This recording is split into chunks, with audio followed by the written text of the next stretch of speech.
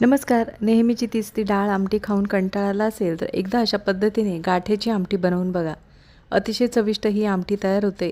मस्त झणझणीत आणि चमचमीत अशी ही आमटी तयार होते. नक्कीच ह्या आमटीबरोबर 2 घास जास्त जेवाल किंवा नक्कीच 2 चपात्या जास्त खाल अशी ही आमटी तयार होते.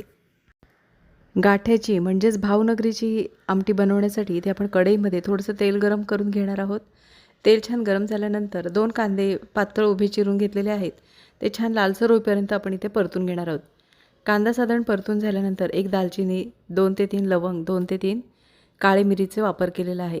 इथे आपल्याला ही आमटी मस्त झणझणीत बनवायची आहे. त्यामुळे आपण इथे फक्त गरम मसाल्यामध्ये दालचिनी, लवंग आणि मिरीचा वापर केलेला आहे. दालचिनी, लवंग आणि मिरीचा वापर केल्यामुळे आमटी छान झणझणीत अशी तयार होते. इथे आता अर्धी वाटी आपण सुकं खोबरं घेतलेलं आहे. कांदा खोबरं छान लालसर होईपर्यंत परतून झाल्यानंतर थंड करून आपण वाटण तयार करून घेणार आहोत.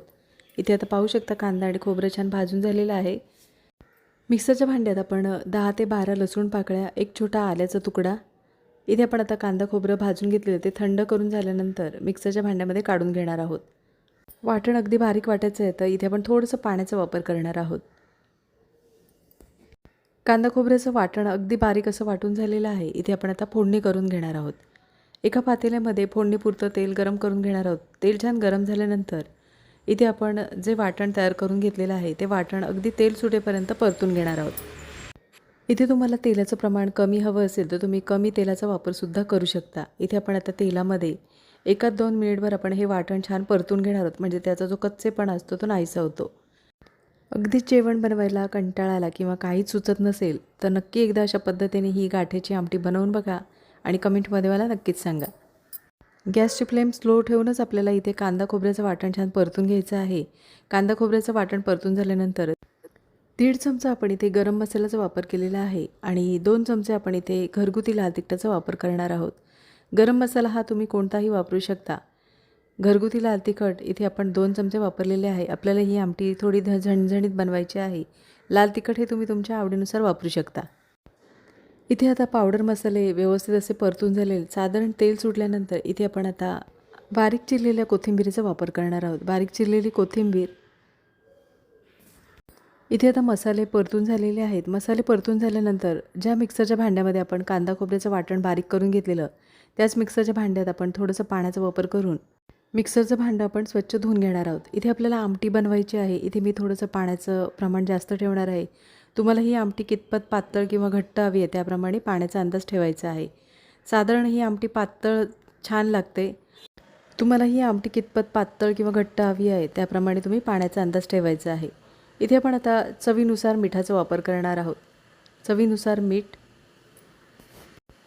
मिठाचा वापर केल्यानंतर आमटी आपण एकदा आता ढवळून घेणार आहोत.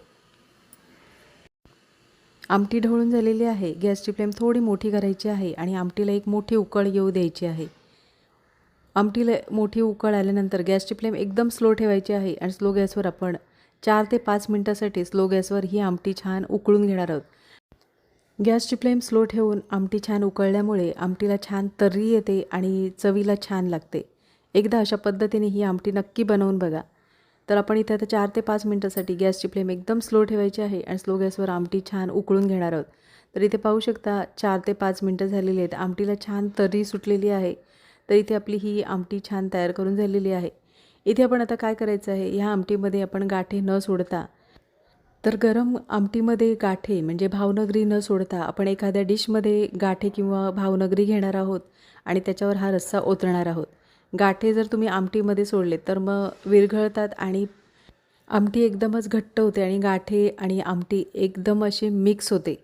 त्याच्यामुळे आपण गाठे आपण एखाद्या डिशमध्ये घेणार आहोत आणि हा रस्सा त्या गाठ्यांवर ओतणार आहोत. इथे आता मस्त झणझणीत असा रस्सा तयार करून झालेला आहे. वरून बारीक चिरलेल्या कोथिंबीरीचा वापर करायचा आहे. तर इथे मी व्हिडिओमध्ये दाखवल्याप्रमाणे तुम्ही एखाद्या डिशमध्ये हे भावनगरी म्हणजेच गाठे घेऊ शकता. अगदी खुसखुशीत आणि एकदम असे हलके असतात. त्याच्यामुळे गरम गरम आपण रस्सा ओतल्यानंतर हे गाठे एकदम नरम होतात. तर जेवताना नेहमी अशा पद्धतीने डिशमध्ये भावनगरी घ्यायची म्हणजे गाठे घ्यायचे आणि गरमागरम असा वाफाळता हा रस्सा गाठ्यांवर ओतायचा. हे गाठे लगेच अगदी नरम होतात. मस्त गरमागरम वाफाळता भात आणि गरमागरम झणझणीत अशी गाठ्याची आमटी आणि सोबत तोंडी लावायला कांदा. नक्कीच एकदा अशा पद्धतीने बेत बनवून बघा आणि कमेंटमध्ये मला नक्कीच सांगा. तर इथे पाहू शकता गाठे अगदी मऊसर असे झालेले आहे. तर इथे पाहू शकता गाठे अगदी गरम आमटीमध्ये टाकल्यानंतर पटकन नरम झालेले. त्याच्यामुळे ज्यावेळेला आपण रस्सा बनवतो त्यावेळेला पातेल्यामध्ये हे गाठे न सोडता जेवताना हा रस्सा गरम करून घ्यायचा आणि एखाद्या डिशमध्ये किंवा वाटीमध्ये आपण हे गाठे घ्यायचे आणि त्याच्यावर रस्सा सोडायचा. नक्कीच 2 घास जास्त जेवाल किंवा नक्कीच 2 चपात्या जास्त खाल. आजची रेसिपी आवडली असेल आणि चॅनलवर नवीन असला तर चॅनलला सबस्क्राईब करा आणि व्हिडिओ आवडला असेल तर लाईक शेअर करा. पुन्हा भेटू अशाच चमचमीत नवीन रेसिपीमध्ये.